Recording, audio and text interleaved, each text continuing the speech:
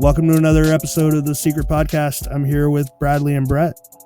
So we had a pretty big trip. We're going to talk about. We made a trip to Cleveland. That was kind of fun. How was your weekend, Brett? Did you get to meet Palenkar? No, I actually did not. I met a few other people, but their names were not Palenkar. So we met some Palenkars, just so you know, just to rub it in a little bit. I'm just a little bit jealous, and I can't wait to hear about it. So I've got some really weird news. Somebody, just before we started recording, somebody sent me a message that one of the members of our Facebook team was possibly shot in New Orleans while looking for the treasure a couple of days ago. It said the story was they were metal detecting in a park, looking for the cask, and that they were shot. The person said that the person shot was sort of lived to look for the cask. It was a big part of their life, and I don't have any updates about it. I don't know any details. It's just sort of what I'm hearing now. I just wanted to just push some safety. Like don't like, I know it's a big thing now with, you know, getting permission from parks, and parks aren't being cooperative. So people are going out at like 3:00 in the morning to dig up their spots in parks. Your life's not worth a cask, man. New Orleans is a crazy place. Don't go out digging in the middle of a random park in like the Treme at 3:00 in the morning. Just be safe. Take somebody with you. Something, I don't know. I don't even know how to avoid this. Yeah, be safe, be smart, use common sense, and take somebody with you. Part of this whole adventure is, you know, making friends, getting out there with family. Don't go out at 2 a.m. by yourself, no matter where you are. Take a friend with you. Take a light with you. Headlamps are a great idea. Make sure you can see what's going on, and make sure people can see you. I agree with both of you guys, and I think it's just like anything. If you're going to go out and do anything at 2 or 3 o'clock in the morning in a major city, especially, but anywhere, you got to be careful about it. And I'm really, you know, this is a tight community. We all care about each other, and we help each other. And I know we don't have any details, but I really hope this is untrue. But if it is true, just want to express our condolences from the podcast, and you know, if there's anything obviously that we can do to help out, we're there for you. But again, just to reiterate, don't put yourself in harm's way. Yeah, it's important to remember, like, while this is a great hunt to us, and it's a very, I don't know, innocent hunt, right? It brings people joy and it brings people happiness. But at the end of the day, some of these are pretty dangerous cities, like New York City. It's Manhattan in the middle of the night. New Orleans is one of the most violent cities in the country. So is, you know, Milwaukee, Boston. Like these can be dangerous places. So just err on the side of safety. George and I were doing a little investigating at a site, and we stumbled across somebody. It was pitch black outside. They did not have a light. Luckily we did. No idea to this day why they were out there, or if it was a person or a ghost, but we stumbled upon somebody and scared the absolute daylights out of myself, and I think George as well. Oh dude, it was so scary. We were walking down, it's a place that during the day the public is going to be, right? And there are chairs. And this person was just sitting in a chair in the middle of this park. And we're walking around, we're talking, we got our flashlights out, and all of a sudden you just hear a hello. And this dude that stood up looks like he was like 6.5 foot tall.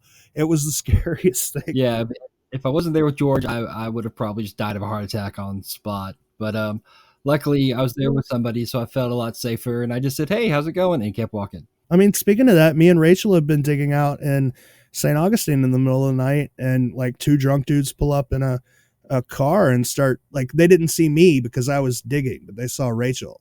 So they pull up and start like talking shit to Rachel. And then I pull out, I kind of wander out from the woods. I don't know, man. People are weird, and these cities are weird, and you're out there in the middle of the night. God only knows what could happen. The only time that I've ever dug at night is with you, George. In New Orleans, oddly enough. Yeah, in New Orleans and St. Augustine. And probably just like Rachel, I felt a lot safer with you around. I've gone out by myself during the day, but, you know, I certainly would not go out by myself. But, you know, all of this is, you know, I don't want to sound flippant about what happened, and I really feel awful And I just want to tell our community and our friends, just be careful and be safe. It's a terrible thing that happened. Yeah, so I'm the dumb one. Like, I'm the do as I say, not as I do guy. Because what was it, the time that I went to New Orleans before you and I went was the time where I like was digging. There was a bunch of homeless dudes around, and I asked one of them to hold my GoPro and take a picture of me. Like, that was dumb. Yeah. Remember that not everyone out in the middle of a big city at 2:00 in the morning are there for, the same reasons you are. So we hate starting this podcast on sort of a down note, but we do want to make sure that it's the first thing we say because we think it's important. Yeah. And so everybody be safe out there and bring a friend and, don't do crazy things at 2:00 in the morning. Yeah, and if you're going to go digging and you don't have somebody, just reach out on the group. We're everywhere. There's somebody that will go with you. That's right. Yeah, man. If you're in St. Augustine, I think there's enough people who have dug in St. Augustine that'll verify. If you want to go out digging somewhere at 2:00 in the morning in St. Augustine, call me and I'll come. And there's somebody in every city who will do that. Okay, let's move on to another quick transitional topic. Yeah, so we set up a voicemail number essentially. The number is 386-227-7821. Call in, leave us a message with your name and, any questions you have, anything you want to talk about. And if you want, we will call you. We'll talk to you or we'll text you or whatever we can. Maybe if you leave your solve, you want to talk about your solve on the show, we could have you call in, whatever you want to do. I mean, it's just a new thing that we're trying out. A lot of people have sent messages on Facebook, asking for our opinion. And we figured, why not give it a more direct approach? We can actually talk about it, right? We could go through your whole solve if you want to and just talk about the pros and the cons, whatever you'd like. What we'd love to have people do is ask questions, tell us about your solve, leave us your phone number if you want to, and some people will call back and actually talk through your solve. None of us probably have any better answers than you do, but at least we can discuss it in an open forum and have it be a little bit more fun. But we get 5 or 6 voicemails within the first several hours of being open. Yeah, we got several within the first hours of it being posted. So it's great. We're pumped. So please do call in, and it's really exciting. And then, as always, we're open to answering questions. So if you want to post them in the Facebook groups and the podcast page, whatever you want, post questions. We'll try to get to them. If we think we have a somewhat decent answer, we'll try to address it. Yeah, and in addition to that, I feel like the community's given me a lot over the past year or so, and I kind of wanted to give something back to the community. We went up and met with JJP recently at one of his galleries and got a bunch of stuff signed. And we've decided to give away some of the signed stuff just for free. You don't have to pay anything.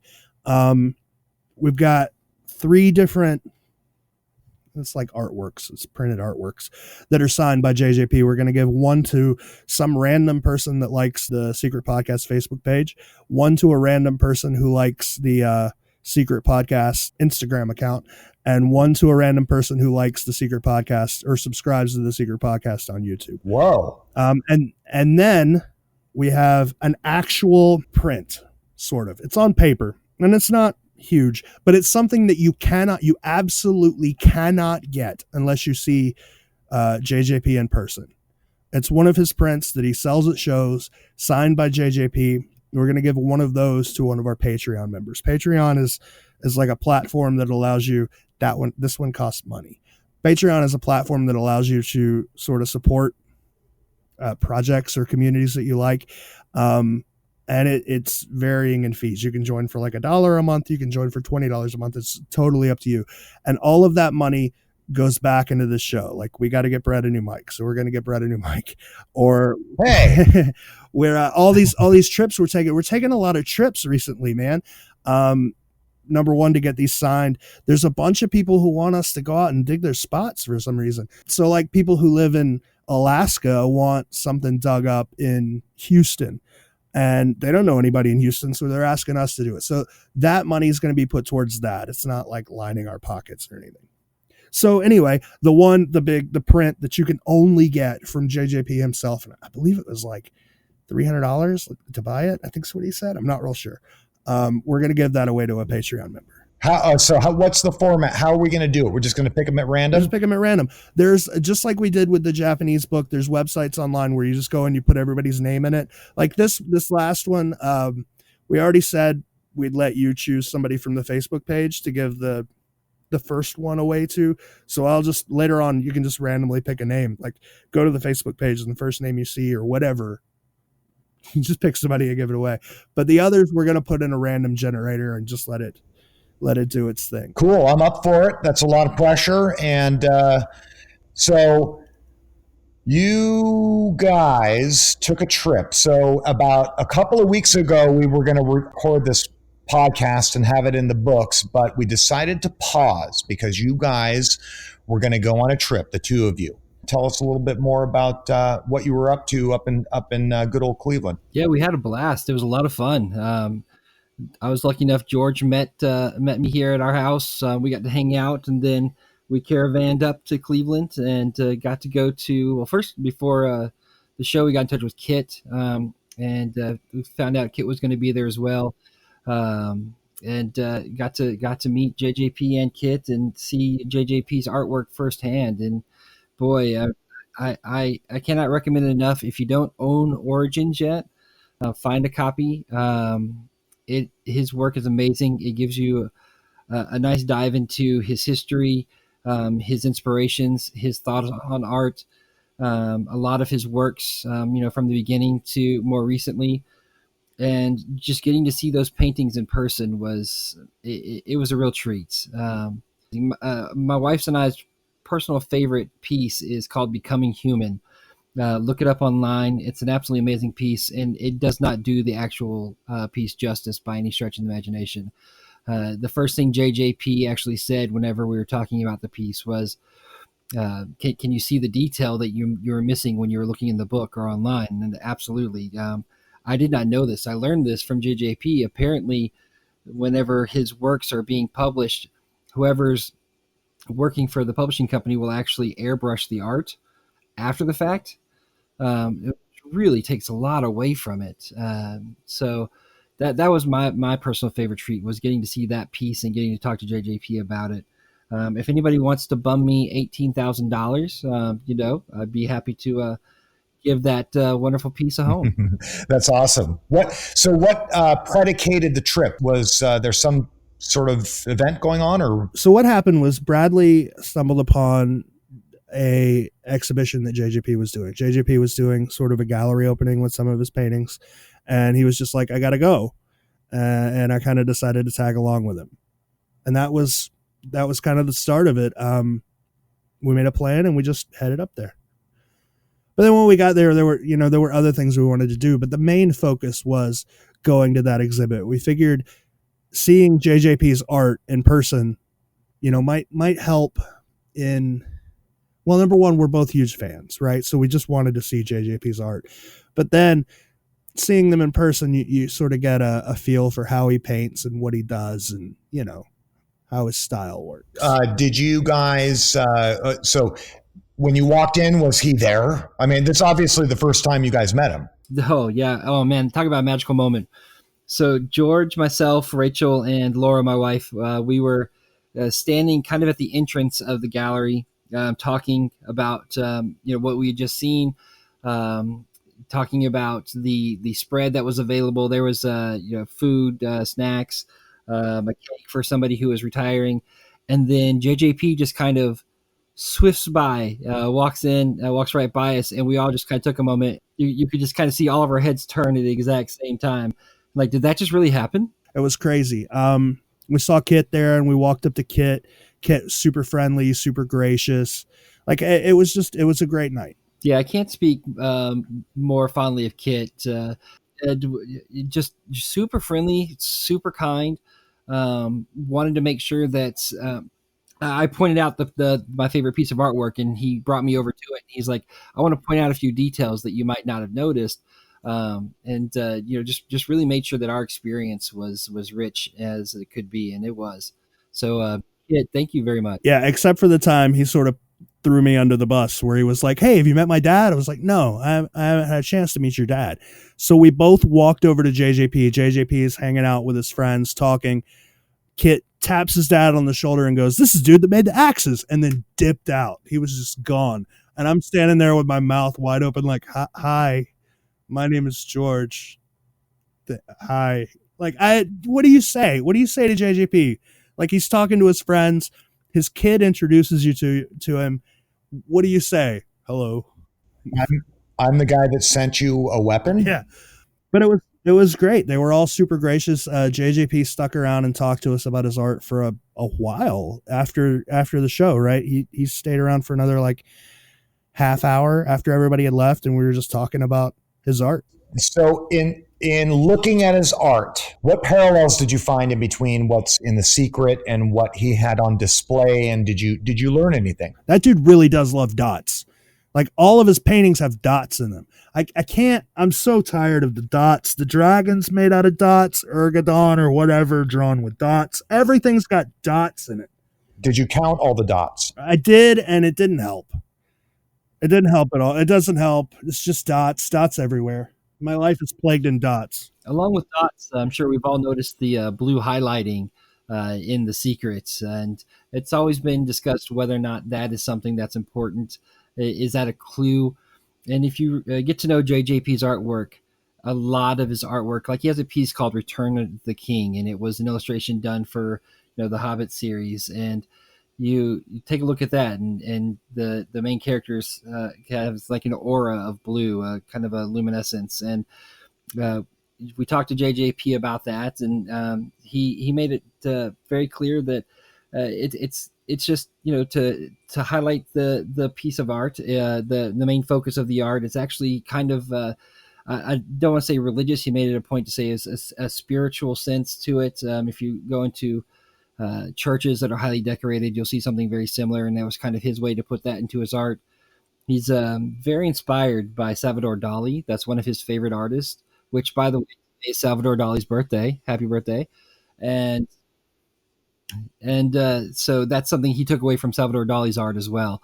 And that's one of my favorite things about his paintings, is that luminescence, because it just adds a nice flair without overpowering the image. I tell you guys, I always thought that was just to delineate. Well, at first I thought, when I first looked at the images in The Secret, I thought it was to highlight a certain thing because it's super, super important. And then I started looking around at all, going through all of the images, and I thought that blue luminescence was then just to delineate colors, right? So if something is if the forefront picture is black and the thing behind it is black, you have to use some sort of blue hue around the object in front to make sure that you can see it correctly and see the delineation. But it sounds like he's that's just a stylistic effect, right?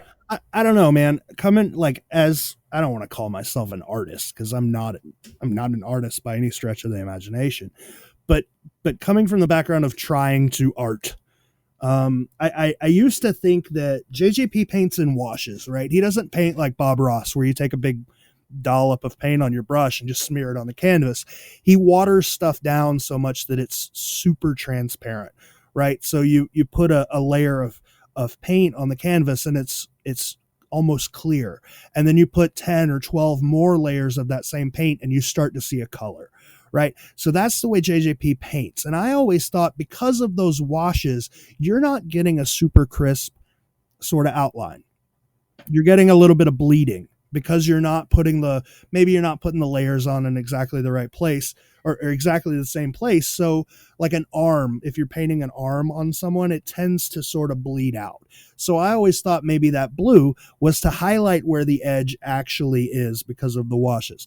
But having him sit and explain that it's, religiously inspired or inspired from religious art or whatever, those auras and the hues in religious art are important, right? They do denote important things of the paintings.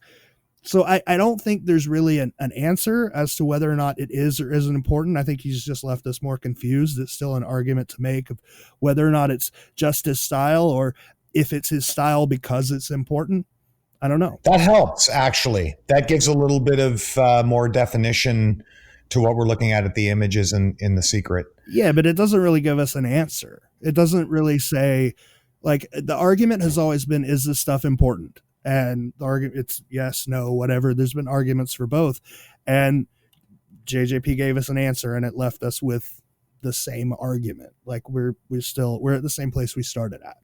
For me, it helps a little bit because it makes me think, well, it's not just to delineate kind of what I was saying earlier. It's not just to delineate image, front image to back image. There's actually more to it. Something that's interesting about this, right, is that the more we sort of learn about The Secret, the more religion plays into it. Months and months and months and months ago, one of the members of the Facebook page made a pretty good argument that the Fair Folk's tale in the beginning of the book directly correlated with the 12 tribes of Israel, right? And the person, I can't remember who made it. Was it Gabby? Or I think it was Gabby. She put out a huge PDF, right? Like how different aspects of the shields of each tribe were represented in each painting. And it was sort of dismissed. But the more that we learn about these, the more religion's playing a weird role. And that's something that needs to be taken another look at. Agreed. Did you ask him about that? Yeah, we did. That's not going in the podcast. So I would like to mention, so George was talking about technique just a few moments ago. And one of the biggest treats that we got while we were there is Kit was so graciously invited us to attend one of his classes. Kit teaches professionally, not only at the college, but also at the Cleveland Museum of Art. And we got to sit in on one of his acrylic classes, and just getting to see him in action and getting to see his technique going to work was just an absolute treat. Learning about what George was talking about, washes, different layers of paint to create the final piece. One of my favorite things that he taught me during that was be a master of your tools. Don't let your tools rule you. Rule your tools. For instance, don't be afraid to turn your piece upside down if it's going to make it easier to paint that way. If you have a dull pencil, sharpen it. Don't lose your lines, et cetera, et cetera. So don't be a lazy painter, and don't let your piece, rule how you paint. And also, don't be afraid to make a mistake. It was awesome just to see him take a toothbrush and dip it in paint, and then dip it in water, and then sprinkle it onto the painting. And just the effect that added made all the difference. It was amazing to watch that. And so it was very gracious of him to allow us to do that. And it was a great opportunity for me to learn. I'm not an artist by any stretch of the imagination. George, I'm going to have to disagree with you. You are an amazing artist. And I love it every time you post work. Please keep it up. But that was an amazing experience for me to learn from. If you have a chance to take one of Kit's classes, I'm not going to lie to you and tell you they're cheap. They're not, but they're worth every single dollar. It's so helpful just to get in the mind of a painter and figure out not just why something was painted, but how it was painted. The process of the painting is just as important as the finished product, at least sometimes. I think, especially with The Secret, knowing how the Secret paintings were painted could give you a glimpse into where clues are laid out, how they're laid out, maybe how they're painted a little differently, that kind of thing, if that makes sense. But there's no way to really know that unless you know the process of the painting. Another treat that I got to experience while we were there at the art museum, they were selling JJP's Game of Thrones calendar. And I'll be honest, I'm a little ashamed of myself.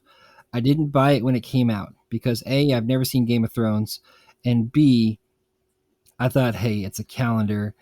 It can't be that great. Guys, I'm telling you, I'm dead wrong. And if you haven't already purchased this calendar, you need to go out and buy it. The artwork in this calendar is absolutely breathtaking.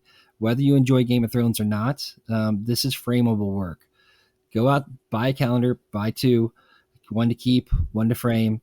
But it's absolutely amazing. Plus, there's one frame that Kit posed for, was the model for JJP to paint, and I think you'll really, really enjoy that one. Yeah. JJP made a big point to talk about the pig's ass a lot. He calls it, that's the painting that Kit modeled for. He calls it the pig's ass. And he talks about the Game of Thrones people being like, why would we put a pig's ass in the calendar? It's a great painting. It's we got a copy of it signed actually by Kit. Awesome. Yeah. So today I learned that JJP likes to openly promote the pig's ass. And also, Bradley is, I think, the only person on the planet that has not seen Game of Thrones. I feel like we're just pimping the Palencars right now. Buy his book, buy his art. There's my favorite painting there was called Ghost Punch, and it was like $60,000. Buy it. We got to crowdfund that. I got to buy like an original Palancar though, and that was super cool. It was Kit. It was one of Kit's paintings. The painting that we watched Kit paint, I got to buy. Like, and I love it because it's just fruit.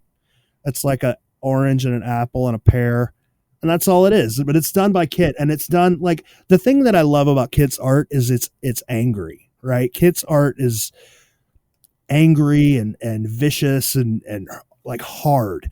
So even looking at fruit, you can tell Kit did it because the fruit, like the lines are just so hard and crisp, and it's hard to explain, but I love it. What's the major difference between the two of their styles? Kit paints in oil. Yes. I think that's like Kit's paintings are very they're not fast, like, but they're harsh. They show like I don't know. I'm not an art critic, but I would say Kit's paintings are kind of angsty. They're very angry, with very hard, crisp lines and very deep, dark colors. Where JJP's stuff is very like it, thousands and thousands of layers of washes to make intricate, tiny details, kind of thing. While we're in Pimping the Palencars, I like that. That should be a TV show, Pimping the Palencars. So JJP will have a shop open again in the future online, where he plans on selling prints that he has decided to do this in-house. And this is something I learned. I was speaking about it a little bit earlier about publishers airbrushing his work and then printing and then selling. And he was not a big fan of that. So he has set up at his studio where he's now able to replicate his own works and do his own prints, so we're not losing that quality of the original painting. And he'll have a site up sooner than later where he's going to be selling those. And in the meantime, while we're waiting on that, kitpalencar.com. You don't just have to take our word for it. Go to his website. He has all of his works there. He has his charcoal, he has his oils, and they're all breathtaking. The average person can't get up to Cleveland and go check this stuff out and talk to them. Like, how can people like me own a piece of that? Yeah. According to Kit, the large majority of the pieces he puts on his website are for sale. So if you see a piece that really moves you, private message him, email him, and he'll probably work something out with you. And if you want to buy an actual JJP and you've got $40,000, I'm sure you can figure out a way to get in touch. I'm ready to go. I got my credit card ready. Okay, so what I thought we'd touch on now is talk about your guys. So you guys went to Cleveland, and then you went out and you went to the actual dig site where one of the casks was found. Is that right? Well, why not, right? I mean, if you're in Cleveland, you might as well go to the Cleveland dig site. I mean, it's really good to get a sense of how the puzzle worked. Like you already know the answer, right? You know the solution to the puzzle. It's a really good idea to, sort of walk through it and see exactly how it worked. Like that's definitely going to help you in the rest of the puzzle. So if you're ever in Cleveland, you're ever in Chicago, stop by the Cultural Garden, stop by Grant Park, and just walk through the puzzle and see exactly how it worked. It'll give you tips to how the rest of them work, I assure you. But yeah, and another thing was when Brian dug in Cleveland, he left like half his cask in the hole. His cask was broken; it was destroyed. And when he went to try to put it back together, he only had literally like half of the pieces. So we figured we'd try to find some of them. So we dug up half of the planter at the Cultural Gardens, trying to find more pieces of the cask. And I don't know that we found any. We found some that kind of looked like it, right, Brad? But not. Oh, George, we found enough to make 3 casks. Well, the cool thing about the Cultural Gardens is it's a planter, right? And it's all like, I mean, it's clay, but it's clay that's been gone through, and most of the rocks are gone out of it. You're not going to be hitting huge boulders or really even little pebbles. So we just kind of went through, and anything that we found, we pulled out. We pulled out glass, we pulled out parts of the wall's facade, we pulled out little rocks. And I don't know, there were a couple of pieces where I would say, yeah, maybe that's part of the cask. I don't know. We still have to have them looked at. Yeah, we'll post photos of what we found. And yeah, the glass was one of my favorite finds. There were some really interesting pieces of glass, and I'm not talking about plexiglass. I'm talking about green glass, brown glass. But one of my favorite pieces was a piece of clear glass with a neat hexagonal design on it and the word cola. And no telling how long that's been there, but it's a really neat little piece. And I think my wife is actually going to help me put together a nice little art tribute to our venture with the stones we found and the broken pieces of glass. Did you guys run into any people that were wondering what you were doing digging in a planter out there? No, we actually had a park employee walk right past us and didn't even give us a second glance. I didn't care. We called ahead. We're advocates of getting permission. So we called ahead and we told them exactly what we wanted to do. Wanted to know when, if we could, when would be the best time, etc. And they pretty much told us, hey, as long as there's not an event going on, because when you go to visit that, you'll see it. It's a nice place for a wedding, and a lot of events happen right at that spot. So as long as the event's not going on, nobody cares. Just don't mess up the plants and don't make a mess. Just clean up after yourselves.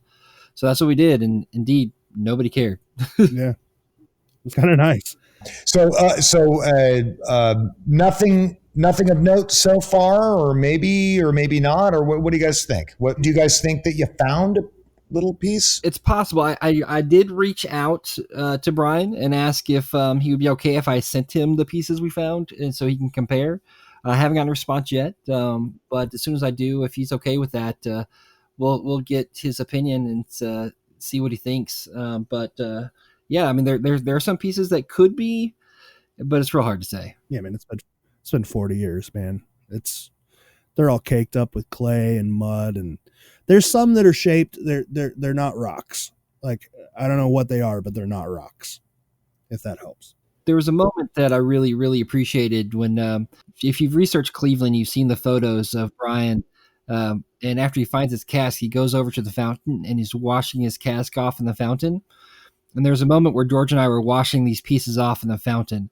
It was a special moment because we're doing exactly what Brian did, and it felt nice. That's if anything we're getting from this is just we're getting brought together as friends, and that's sort of a cool callback to Brian and Andy. That's awesome. So in terms of going in, finding that location where the actual cask was, did you guys learn anything about what goes into the other puzzles, or what it went into that puzzle? Or I think we learned some tiny little hints. We kind of confirmed that the words on the monument being backwards and the words in the verse was what told you needed to, reverse the left to right counting of the bricks in Cleveland. So that was helpful to know that that's how that twist was solved. We found out that MLK Boulevard is, so in the painting for Cleveland, inside the fountain thing in the painting, there's a bell with the L. So everybody always thought it was Liberty Bell, obviously. We found out that MLK Boulevard just used to be called Liberty Boulevard, and either just prior to or right after the book was published, it was changed over to MLK Boulevard. So that clue was sort of pointing towards Liberty Boulevard. So it was a couple of little just clarifications that sort of helped out a little. Yeah, finding these things out really helps us appreciate Byron. Really did a good job of putting these puzzles together, because for a while there, especially for Cleveland, it looked like, oh, did he make a mistake? Was this just bad puzzle making that you had to count the other direction?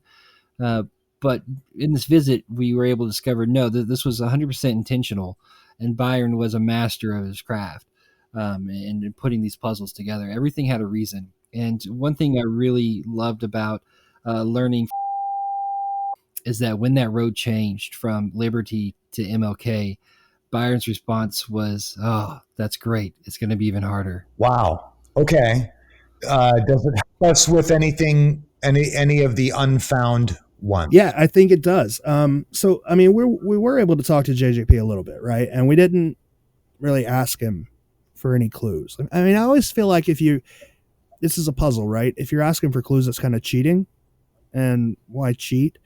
But we wanted to know about Byron, me especially, because I feel like in this community, I get asked a lot, like, what would Byron do? Would Byron do this or would Byron do that? And I have to make judgment calls. Like, would Byron destroy a national park? Would Byron break into the Fountain of Youth in the middle of the night to bury a cask? I don't know. I don't know anything about Byron, but I have to make this judgment call. So it's a big deal to me to try to find out something about Byron. So I had a little conversation with JJP about Byron. And one of the things that I found out was that nothing in this puzzle is accidental. Nothing. Nothing is accidental. He did not make a mistake. Like in Cleveland, that wasn't a mistake. You had to figure that out. So that was something very important that we learned. No, this wasn't like a fly by night. I just want to make some money on a book. No, contrary to what I've been telling people for years now, Byron wasn't just a bad puzzle maker. Like what he said was intentional. So if there's something in the book, it's correct. Like there's no accident. There's no randomness. There's no accidents. It's there on purpose. No, yeah, this puzzle was done meticulously. You need what is there. There are no accidents. I'm not sure what I like better. Yeah, me neither. Random. Like it kind of threw me for a loop, right? I've gone this entire time just going, oh, Byron's just bad at puzzles. Finding out he's not is kind of a world changer. Yeah, it really is. It's slightly distressing yet encouraging at the same time, because I've gone this whole time thinking that there's some master plan behind this whole thing, and if we just figure it out, it's going to unlock everything, right? And I'm a little bit encouraged to hear that there is some sort of master plan behind the whole thing. Do we want to talk at all about Expedition Unknown? What would you want to talk about? I don't know. I mean, there was an article in the paper. It seems like we can't not talk about it. What's the article say? Well, there was an article published recently that Expedition Unknown would be digging in White Point Gardens. Apparently, I mean, Expedition Unknown's making a new episode. I mean, it's been kind of rumored, right, that Expedition was making a new episode, but this kind of confirms it. They're actually making a new episode, and it's going to feature Charleston. Somebody on Facebook posted that another person posted an Instagram. I know it's a he said, she said, but somebody posted on Instagram a selfie with Josh Gates somewhere in Charleston. Yeah, and there's another guy that's been pushing pretty hard that they're digging one of his saws. They're using, I think it's verse 7 to dig near the sundial. I mean, he's published that everywhere, so I guess it's okay to talk about, right? So there's a guy, and he's posted it on Quest for Treasure. He posted it on Instagram, posted it on Facebook, that he sent in his solve to Expedition Unknown, and that's what they're digging up. And far be it for me to tell anybody that they're wrong, but it's not right. It's I don't understand it. I guess is what I'm saying. I'm trying to find the solve now. So they're using verse 5, right? They're using lane 222. You'll see an arc of lights, weights and roots extended, blah blah blah blah blah. And he's digging at the end of White Point Gardens where the compass is. And the gist of it is, at a certain time on a certain date, with the sun in a certain place, it's going to give you a shadow where you have to walk a certain amount of feet away from the shadow to dig in this one. Like, it's one of those, it's kind of far reaching, right? It's hard to explain to people.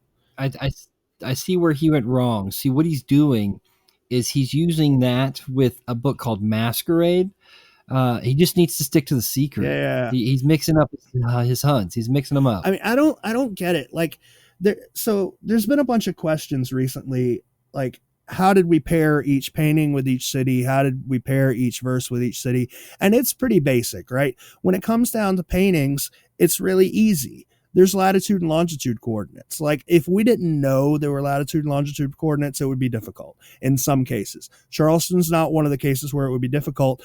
In the painting, there's a giant picture of Charleston. So we know beyond a shadow of a doubt, this huge lion painting, that's the Charleston painting. But when you get into verses, it's a little tricky, or at least it was for a while until, Google came out.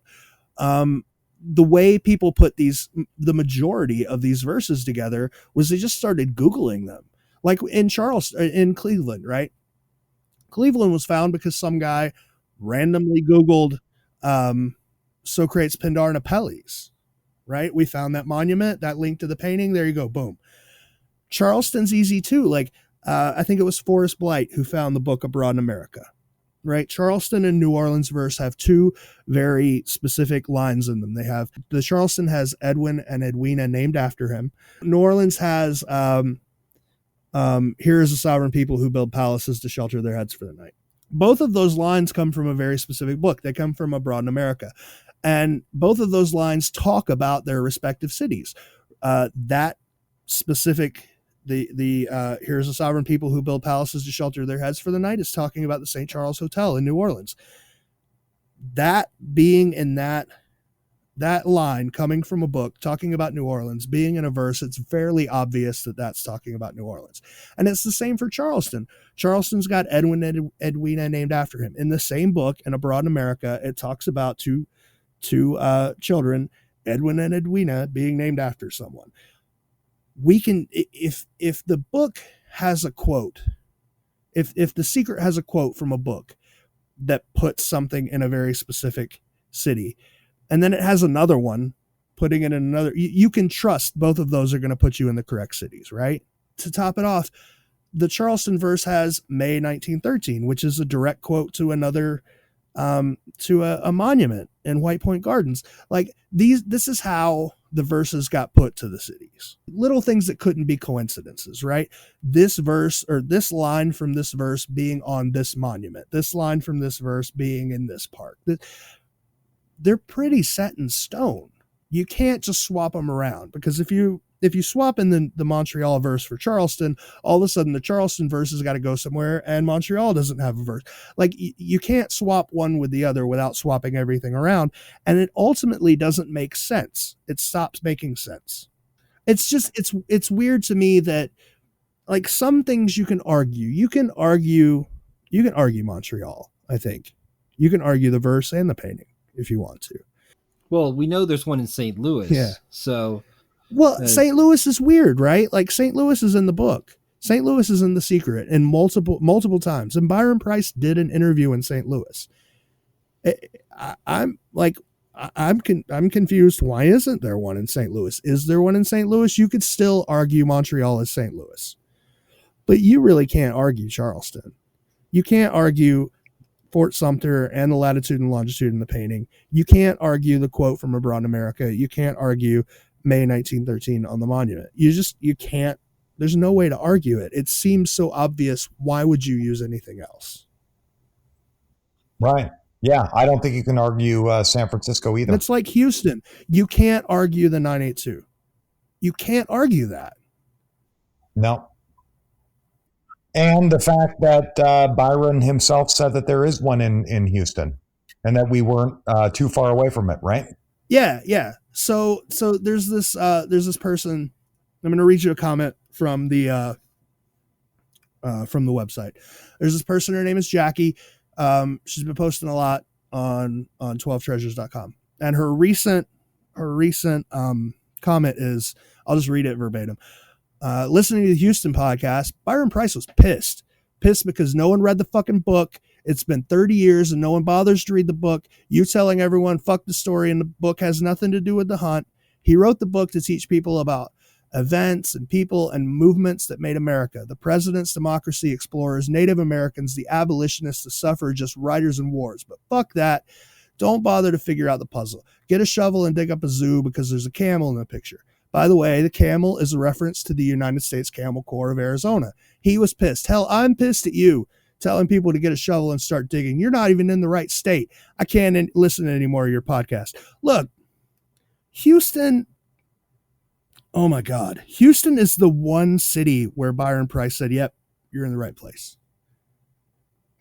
It's the one city where Byron Price said, yeah, it wouldn't be a waste of time to dig there. Right? You have a verse with the same number as the train that's sitting in the park. You have a painting with the latitude and longitude coordinates for Houston. Like, I get it. The book, it's not that the book doesn't matter, right? And I have told people, I was like, you don't really need the book. You just need the paintings and the verses. Byron said you just need the painting and the verses. The book helps. Like, there is an overarching puzzle to the book that helps. But just because, I think her argument is, in the beginning of the book, there's a map of where the fair people came from and where they went, right? And her argument is where they went is where you're supposed to be digging. But that's not really the case. No, that isn't the case. And the other thing is that we have two found casks, right? We've got Chicago, we've got Cleveland. I would say those make her argument null and void. Yeah, Chicago and Cleveland weren't in were they in the fair people's voyage? I'm not even sure. I'd have to look that up.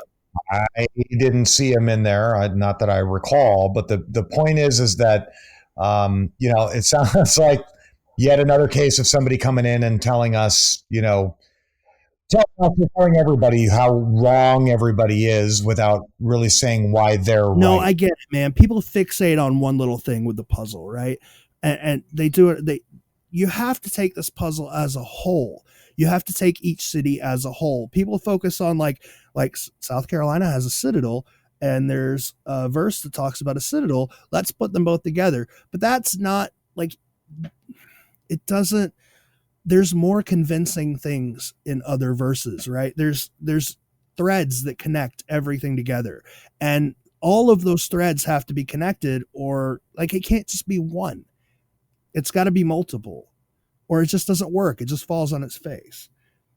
That's right. That's right. Now, I am under the impression that there is a possibility we have one or two of the common, not or the commonly held theories are that this verse fits with this city. I think a few of the verses might have some, could be swapped into some of the other cities, but in general, I pretty much agree with the commonly held knowledge. Yeah. I got to tell you, it would be tricky to swap a verse, right? You could argue locations a little bit. You could argue that the Montreal verse and the Montreal painting point to a different city. But so over the years, these have been put together in the way that makes most sense within the puzzle. And if you change one thing, you basically have to change it all, right? You basically have to say the latitude and longitude, that doesn't matter, right? The stuff that's on in the Charleston verse that's on the Charleston monuments, that doesn't matter. You have to say that the quotes from Abroad in America, that's a coincidence.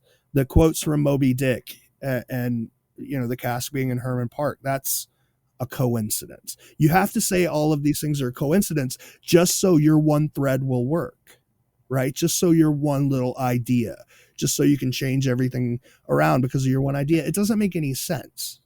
That's called looking at it like a scavenger hunt rather than an actual puzzle. Right. And I get it, man. You get this idea in your head, and it's happened to me so many times. You get this idea in your head, and you're like, I'm the first person that's found this, and everybody else is wrong, and I've got to tell everybody. But I mean, you've got to take everything in context. You've got to take the picture as a whole. You can't just look at this one little thing. So on top of that,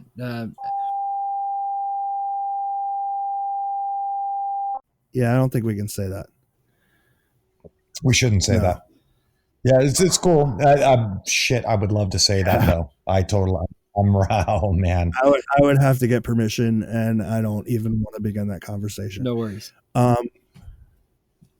Well, while we're on topic of the book and reading from cover to cover, yes, that is something I completely agree with her about.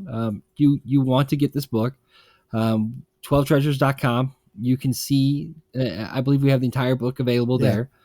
And you read the stories. I mean, it's entertaining. First of all, there's some great laughs. But yes, read it from cover to cover.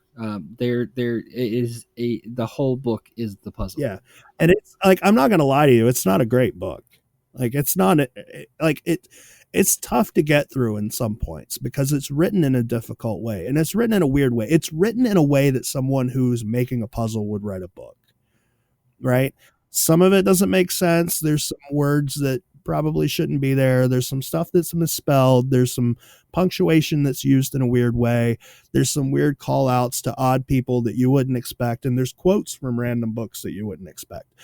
Exactly, George. And I hate to cut you off there, but that is why I think there is an overarching puzzle in the entire book. No, there totally is. And everything's written in a formulatic way, right? Everything is formula. When you go to the back of the book, it's choppy. It's organized in a certain way. There are sections set up in certain ways because there's call outs within the text outside of the verse and the images that when combined give you hints. Yeah, I mean, like when you're going to the back of the book, like the Guide to the Fair Folk, right? Everything's set up in sections. You've got range, habitats, history, spotters, tips. You've got these for each of these fair folk, you know, that are referenced, some of them referenced throughout the story. We know for a fact that in the beginning of the book, we know for a fact that what we call the minor images, the images that are in the back of the book, we know for a fact that some of them contain hints, right? Because we found some of them.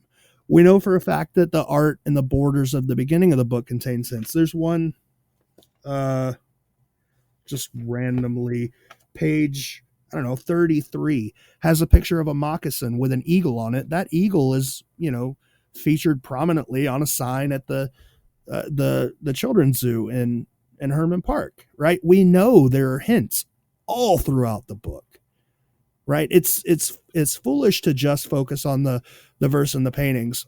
I say that knowing full well that I've told people all you need are the verse and the paintings. But I guess in some ways that's true too, right? Like Brian, Andy, and the guys from Quest for Treasure, they found Cleveland with just the verse and the painting. Rob and Eric found Chicago with just the verse and the painting. But we also know that these... Clearly you don't need them, right? Well, you might, because we know that there's sort of a hierarchy to the puzzles, right? We know that some are harder than the others. So maybe there are some that you don't need anything from the book. Maybe there are some you need every. Okay, but weren't Cleveland and Chicago in the hierarchy of difficulty supposed to be a little bit harder than some of the ones that haven't been found? I mean, nobody really knows, right? Nobody really knows what that hierarchy is. Nobody's figured it out. And maybe the book tells you, who knows? Wasn't it ranked on the value of the jewel? Yeah, but that doesn't make any sense, right? Like, okay, yeah, I get it. It's ranked on the value of the jewel, but only the person who has the jewel knows what the value is. A huge emerald is going to be worth more than a tiny diamond. Exactly. And that's one thing up for debate. I know that is one of the commonly held theories, that it ranks in terms of difficulty, in terms of the relative value of the gem associated with the city. But, you know, San Francisco is the pearl. And supposedly the pearl is the lowest in value. Yeah, but in the book, it shows gems in the book, right? And it doesn't just show one pearl. It shows a pearl necklace. And it would be kind of foolish just to hand you one pearl if you found a cask. I mean, you don't really know. I mean, I don't think that was, when Byron said that it was ranked in terms of value of the gems, I don't think that was his way of saying, here's how you can rank each individual, the difficulty of each individual city and put them in order. I think what he's trying to say is, like, when you're solving this, your reward is directly related to how much you have to put into the puzzle. If you just happen to be working on the one in New York and that's the one that's worth the most, you're going to get the most reward. He didn't want us to rank them in order of easiest to hardest. He just wanted to reward the person with the value of the work that they put into the puzzle. I don't think you'll ever know the ranking until they're all solved. And even then you won't know, because we probably don't have his original gems. You probably don't know how much each one's worth.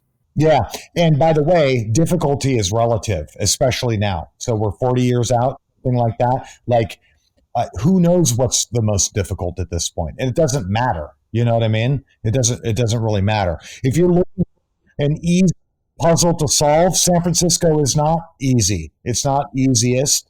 And if you think it is, then go grab it. But I don't, I don't think San Francisco is an easier puzzle than anything Yeah, else. could you imagine how hard before Google came around and before we found Abroad in America? Can you imagine how hard it would be to take the New Orleans verse and pair it to New Orleans just because of the jewels are bound or whatever? Like, no, it took us getting that quote from Abroad in America to go, this is New Orleans. I mean, a place where jewels abound, 15 rows down to the ground, like that could be anywhere. The obscure literary references in this thing are mind-boggling, and it really scares me. I consider myself a fairly well-read person. Emphasis on the fairly. I mean, like the person that found that, hats off to them. That would be Forrest Blight. Forrest Blight, we love you. You're that amazing. Dude's like a librarian for The Secret. Everything that's ever, like, he's got it all. He's the one that found medieval scarecrow and the Japanese. Like, he finds everything. Like, him and Golden Gate should be like a superhero duo. Hey, Bradley, I have a question for you. I'm putting you on the spot. What's the next cask that's going to be found? Oh, that's easy. That is going to be St. Augustine. I have no doubt. Ooh, bold. Yeah. Very bold. I'm going to break a fucking leg finding that one. Who's it going to be? Is it going to be George or somebody else? It's going to be George and whoever he goes out digging with. It's going to be somebody else, man. And George, it's okay if you break a leg because you're going to take somebody with you, and they're going to be able to call 911 for you. It's going to be George with a candlestick in the ballroom. Yeah, absolutely. I would say Roanoke, but Roanoke's off limits, guys. I feel like I have Roanoke in the bag, but unfortunately, that bad boy is off limits. So thanks to whoever destroyed the park during the break, and hopefully we can mend ways with the park and get back out there and work on that. But since that's off limits, I'm saying St. Augustine. Last I heard from Roanoke, they've got cameras on all the trails. They've got cameras out in the common areas. They've got cameras at the overlook. They've got like a seismic monitor that tells you when I don't even know how that shit works, but they've got something that tells them when digging is occurring. They've got they've got people constantly wandering around monitoring the area. They have rangers that are dressed as just tourists. Like, it's crazy out there right now. Please leave Roanoke alone. Yeah, don't touch Roanoke or San Francisco. Just kidding. I just want to be the person to find San Francisco. It's never going to happen. Right. San Francisco's been found. Yeah. The Frenchman beat you to it. It sucks that, like, the one thing that I hate more than anything is that up until a year and a half ago, every single park was, they weren't super accommodating, but they were okay. You wanted, like, I used to tell people, like, I can get you permission because I've never had a problem before. Like, I call a dude and he lets you dig.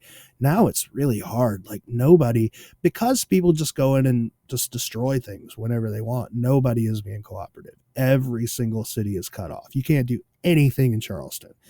Like, New Orleans officially won't let you do anything. Milwaukee won't let you do anything. New York won't let you do anything. Boston won't even talk to EU. That's how bad it is. Like, Josh Gates is from Boston. He wants nothing more than to dig up the Boston cask. And they're like, no, even filming and paying us money, you can't do anything here. The Fountain of Youth shut down. That's probably the most heartbreaking because John Fraser loves this hunt. John Fraser loves it to the core. It's his, like, it brings him so much joy. And that park's just shut down. Like, it kills me, man. It kills me that we've destroyed the reputation of the hunt so bad that these parks are just like, no, we're not going to deal with it anymore. So when George and I dug in Cleveland to search for the the possible remnants. This is how we handled it. We took some buckets. There was some nice mulch over the soil, so we collected the mulch first, put it in a bucket, did our digging, refilled our holes in, made sure we didn't get dirt everywhere. We made nice little piles. It's even a good idea if you're gonna be digging somewhere. Take a tarp with you if you don't have an easy place to put the soil. Put the soil on the tarp. Make sure you filled that hole back in. Make sure it's nice and even, just like it was. We poured the mulch back on. You couldn't even tell we were there. Do the same. Be respectful. These parks, these landmarks, these are beautiful places. If you get to the cultural gardens, don't just go to see that plot. Visit the entire cultural gardens. When you go to Roanoke, don't go to dig, but when you go to Roanoke, take time, walk around the entire park, go to Elizabethan Gardens, learn the rich history, go to the festival park right across the way from the Fort Raleigh. There's rich history. There's beautiful artwork for you guys to go out there and see and enjoy. That's the reward of the hunt, in my personal opinion. Making these friends, getting to experience these places, and learning about where we all came from. Yeah, and I'll give you a hint. Like, a lot of people have asked me how you get permission, and I'll just tell people, because maybe it'll help you. Back years and years and years and years ago, I worked for Parks and Rec in Florida, and I worked for a park that was archaeologically sensitive. It was an Indian burial ground. That was all it was. It was a big, huge, empty field with an Indian burial ground right in the middle of it, a huge mound. When you're in Florida, Florida's super flat. And when you see these random hills just out in the middle of nowhere, odds are Indians are buried there. What they do is they would dig a little bit of a hole, they would bury their dead, and then they would cover them in oyster shells. And they would just keep making layers, and it would end up in this big hill of just oyster shells and dead people, basically. So I always preface with when I ask for permission, I say, hey, this is why I want to dig. I know it sounds a little crazy or whatever, but I give them like a snippet of my reasoning. And then I tell them, this is what I want to do. I want to bring in a shovel and I want to dig X size of a hole. I'll have a bucket with a sifter, which is basically like a little metal grate that you pour the dirt into. And that, like, the dirt falls through the sifter, and anything that's like a rock or a bone or an artifact or whatever stays on top. Right. So you take all of that stuff that stays on top, you put it to the side. You dig your hole until the bucket's full. You put your dirt back in the hole. Like, you leave it as if you had never been there. And then anything you find, you just give back to the park. Right. If you come in with a plan like that, if you tell them this is how I want to dig, but this is also how I want to protect your land, they're more than likely gonna, they're gonna see that you're serious about, number one, protecting the park and doing things officially. You got a better chance than if you're just like, hey, there's a treasure in your park and I want to come dig up the whole area. There's an old saying that you may have read on a park sign at some point or something, but it's very simple. It's a little cheesy, but it's a great takeaway. Take nothing and leave only footsteps. Yeah. Now, of course, if you find the cast, take it. But other than that, take nothing and leave only footsteps. And that's the thing that I see that most people have a problem with. They go in to these parks with this grand idea, right? Whether it's right or wrong, it's this grand, huge idea. Like, hey, I found this treasure in your park and blah, blah, blah. And they just blow it up, and they sort of, whether they want to or not, they sound kind of crazy to the parks department, because the parks department doesn't know anything about these. They don't care. They don't want extra work. They don't want their parks damaged. So if you go in with a cohesive plan and you tell them, this is how I want to do it, this is how I want to protect your park, that's your best bet.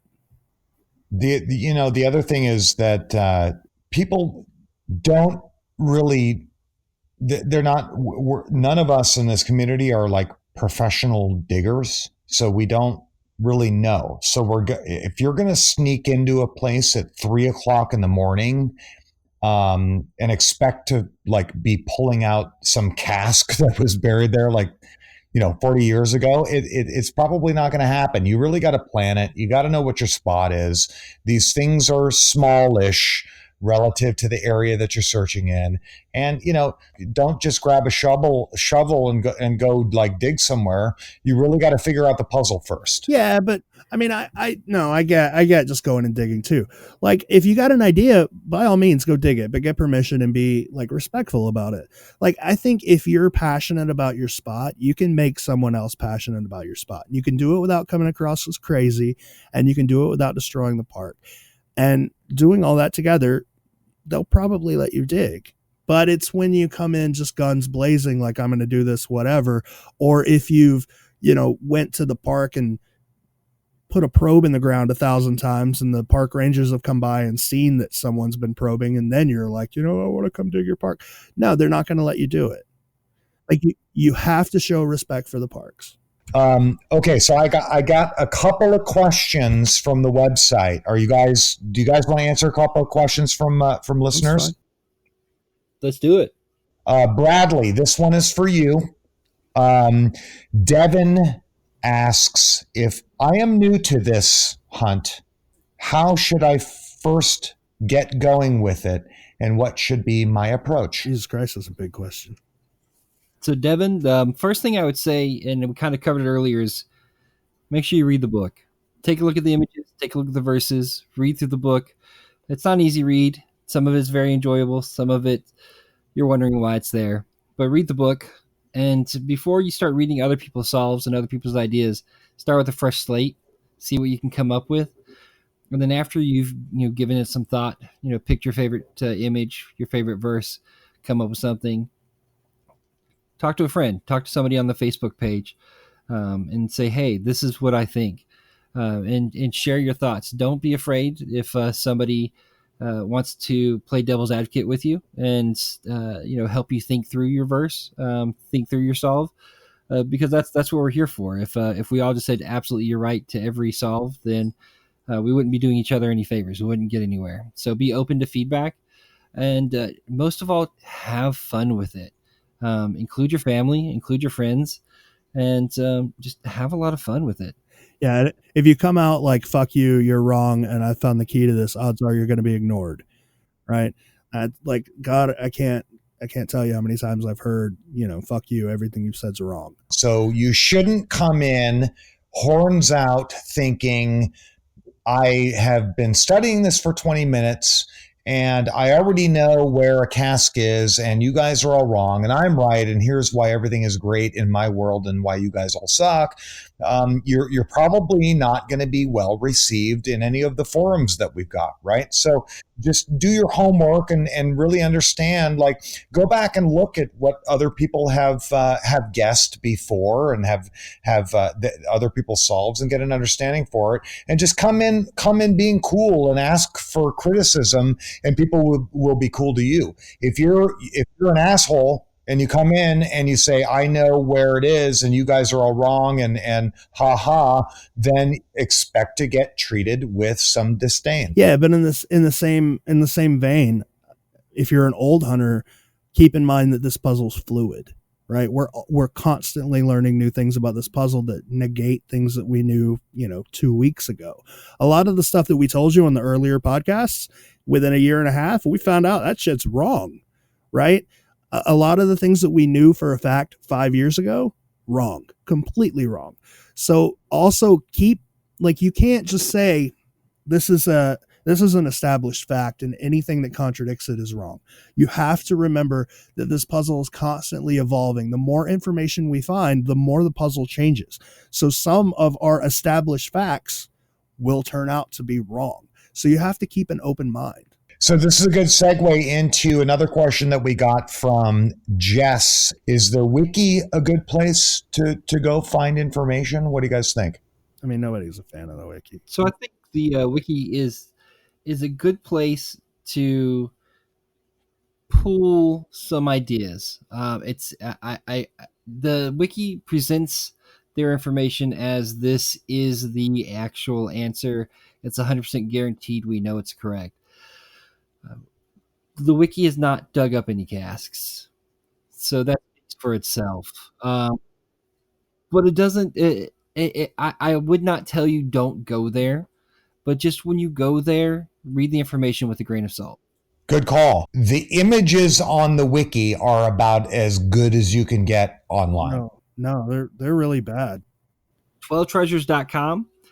George painstakingly rescanned everything. And if you want to put up a billboard of your favorite image, you can do that. When I first started looking, I went to the wiki and I had seen a whole bunch of like images elsewhere, and the high quality ones were on the wiki were the ones that were the best ones that I could. Yeah, find. but they weren't, the colors weren't correct for the book, and they weren't in a really high resolution. The images that are on the wiki are probably over 10 years old. They were done by, I forget who did them on Quest for Treasure, and they were just sort of modified. The wiki's got a weird history in that it started out as this really community-based thing, and it was just sort of taken over by one dude. And now it's populated by that one dude's ideas.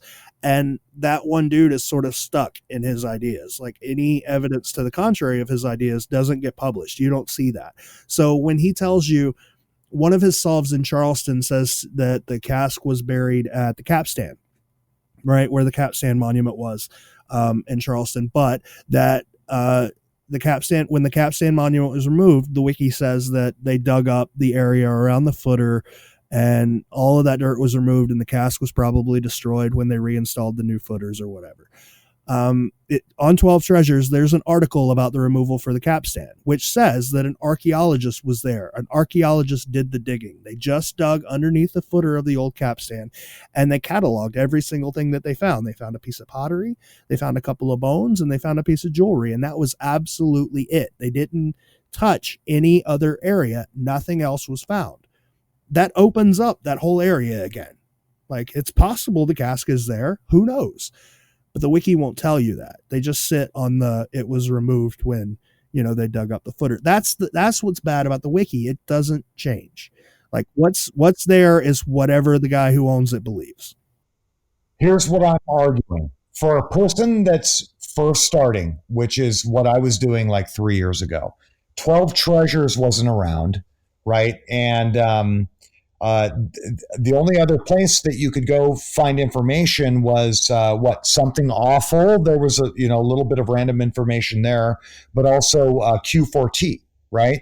So the place where I could go to find sort of unfettered, unthrashed information and look at pretty decent images where I couldn't find anywhere else was the wiki, right?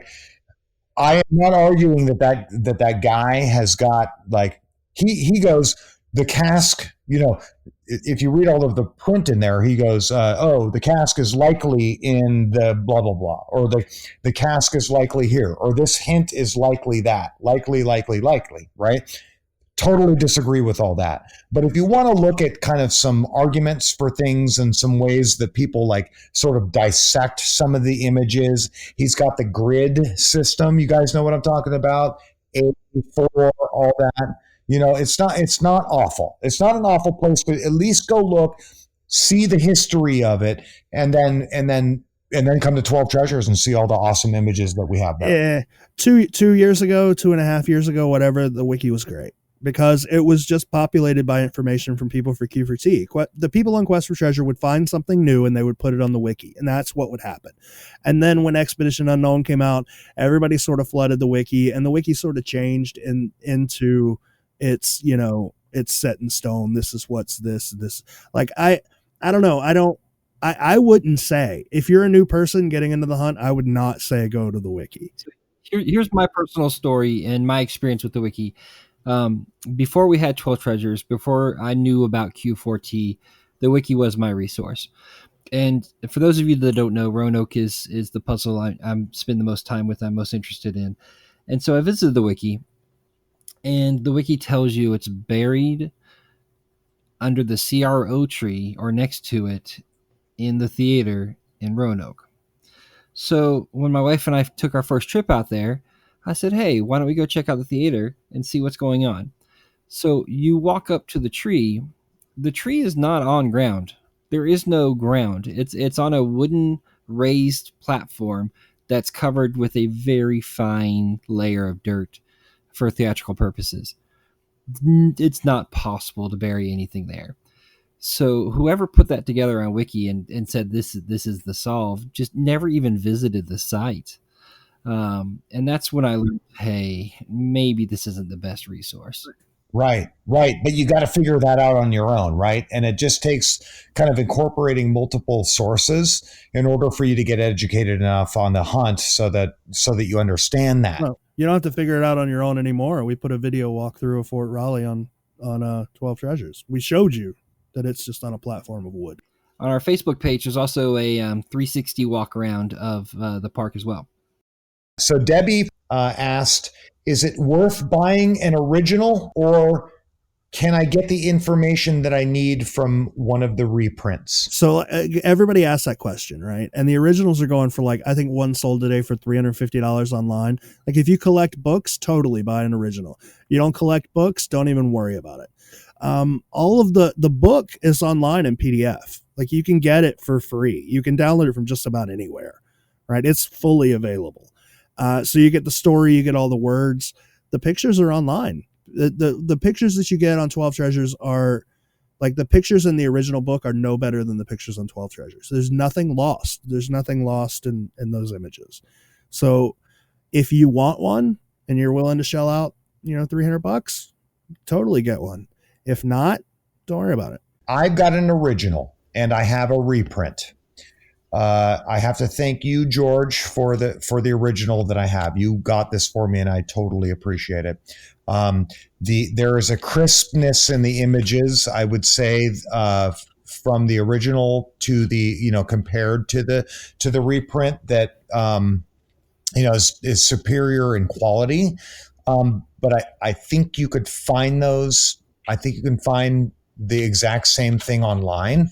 Although for me, from a nostalgia standpoint and from just, having it, I like having an original. Oh yeah. I mean, I've got every copy of The Secret that's ever been published, aside from the second printing of the first edition. I got the hardback, I got the original, I got all the Japanese, and I'm in the process of getting the crappy reprints now. So yeah, it's important to me to have the originals, but not because they're better than what's online. Like I got sitting in front of me a couple of 4K monitors, like 48-inch monitors, and I love being able to, open the images on that rather than looking at them as like 7-inch pictures on a page, right? Especially for the people who think there are super tiny details that are hidden in weird orbs and stuff. Online's the way to go. I don't think you're missing anything by not having the original, by only using what's available online. I'd have to completely agree. You don't need an original. If you are a collector, absolutely. I am lucky enough to say I have an original. Again, echoing Brett, thank you, George. He helped make that happen. JJP was gracious enough to sign it, as well as George's copy while we were there. So it's super special to me. It does not leave my bookshelf now. It's actually not even on my bookshelf. It's in a drawer that's part of my bookshelf, so that's not even there to collect dust. And I only bring it out to show to friends and family. I highly recommend that you either buy a reprint or get the digital version of the reprint, because when you are boots on the ground, it's really nice to be able to pull out a book that you really don't care if it gets dirty or muddy, but you can easily reference everything in the book while you are out on site, boots on the ground. So that's why I own the reprint. But no, the original is not necessary, but man, I love it. I mean, I got a Surface that's got the PDF on it. So if I'm out, like, I take my Surface with me and I can put, but it's not the same as having a book. Like even just the reprints. If all you've got is the reprints and then you've got, the images from 12 Treasures on your phone, you're good. That's all you need. Good stuff. Okay. And finally, we had a question from Marilyn. She wants to know, she wants to go on a vacation, and it sounds like she's going to go to Houston. Okay. If she's going to bring her family on vacation but wants to dig while she's there, clearly she has to fly. How does she go dig with her family? Just buy a shovel. Plan the vacation to spend time with your friends and family, and just make this part of that. Don't center your entire trip around that. Don't alienate your friends and family while you're there. It's a quick way to make this something that people hate about you. So Really is. include your friends and family in this. Make it a part of the trip. Make sure you invite them to go along with you. Enjoy the zoo. Enjoy the other things around there. Don't make it just about the dig. And as far as tools, obviously you're going to want, if you have a place you want to probe and or dig, maybe if you have contacts there, somebody you can borrow from, so you're not spending money. Because I imagine I've never tried to fly with a shovel. But I imagine it would be difficult. You can go to like REI or a camping store and get a military folding shovel, which, from what I understand, and maybe you can put that in your not your carry-on, but your checked baggage. And call well ahead of time and state your intentions to the park officials, and let them know why you're going to be there, that you're going to have your friends and family with you, and that this is what you're interested in doing, and take the advice that we talked about earlier about how to approach that topic with park officials, so that you're not cutting your vacation short and spending vacation money on bail. Yeah, my two pieces of advice kind of harken back to what I said before. There's crap loads of people on the Facebook page that are in Houston that'll let you borrow a shovel. Just tell people, hey, I'm going to Houston, but I don't have any tools. Somebody will let you borrow one. Or if you're cool with the Parks Department and you're getting permission, ask them to lend you a shovel. Like, it's the Parks Department. They've got them, and they don't mind. Like, if you're flying in from New Mexico to Houston and you want to dig a spot and they're cool with you digging that spot, if you tell them, hey, I can't bring a shovel on the plane, can I borrow one of yours? They're going to let you. So, A, one of the community members will help you. Or B, just ask the parks and they'll loan you one. Or you can go buy one. We know somebody that might have access to a backhoe. Yeah. You could rent a backhoe from any like Suncoast Rentals. They'll rent you a backhoe. And if you're going to Houston, feel free to stop in and check out the gorilla exhibit and see if they're carrying around a ceramic box. Very nice. Okay, I have one last question. It's from Jerry in San Antonio. It has been difficult for me to get into Q4T. I do not have a login or a password. What am I missing? Lots. You're missing lots. It's important to remember that this treasure hunt's gone on for years, 40 years. And the past 20 years of it is on that message board. So, I mean, most of the common knowledge now is out there. It's easy to pick up on Facebook or, the podcasts or wherever, but the history of the hunt is equally important, and it's all on that message board. Anybody who is in any way serious about this hunt, if you don't have an account there, you're missing out. So go get one. It's free. As opposed to Something Awful, which costs money. And I like Something Awful because I know the people on there, but it's not, you don't need Something Awful. You need Quest for Treasure. You absolutely need. So I took that question completely differently than George. Whenever I heard, what am I missing? I thought he was asking, I'm having trouble setting up a login. What am I missing? And the answer, if it's been a while since I set up my account, but the answer I think is unknown, or we don't know, something to that effect. Oh, the secret answer. So the question is, so when you're setting up an account at Quest for Treasure, they had a bad problem with spam recently, like 6-8 months ago. They had all these porn bots coming in and posting porn links, and the admin for Quest for Treasure is kind of hands off. His name's Mark. He's got other things going on, but he likes to keep the site active for people. So to combat the spam, he just set up a security question, and it's a question that people who are into armchair treasure hunts know the answer to, but somebody who just came in because they like an Expedition Unknown episode would not know the answer to it. The question is, where is the golden key buried? And nobody knows where the golden key is buried. So the answer is unknown. So when it asks you that question, just type in unknown and you'll get right through. But I have to agree completely with George's comments. That is a treasure trove of information. Q4T in itself is a treasure hunt for clues.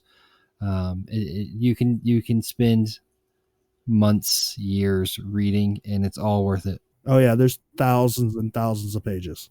What I thought was cool was when Brian and Andy found the Cleveland cask, all of the information, thereafter was on there, and they talked about, finding the cask and how cool it was. And I think it's fascinating.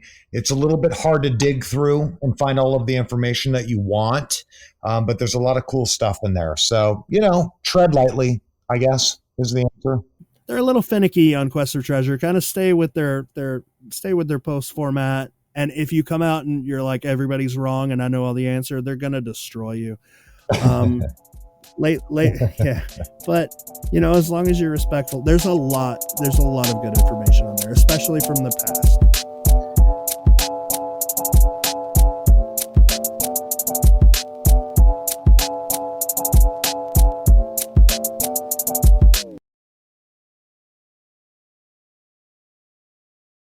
This thing working? Can you hear? Okay, look, it's working. Pat, pat, pat. Okay. Don't pat my... What are your questions? Do you even have your questions? Are you even recording now? Yeah, you're recording now. Oh, okay. Well... Gotta go get your questions, don't you? No, yes, I do. Them. Yes, I do. Destiny is unprepared. Stop. This is ASMR with George and Destiny is unprepared. This is ASMR. Elvis, ASMR.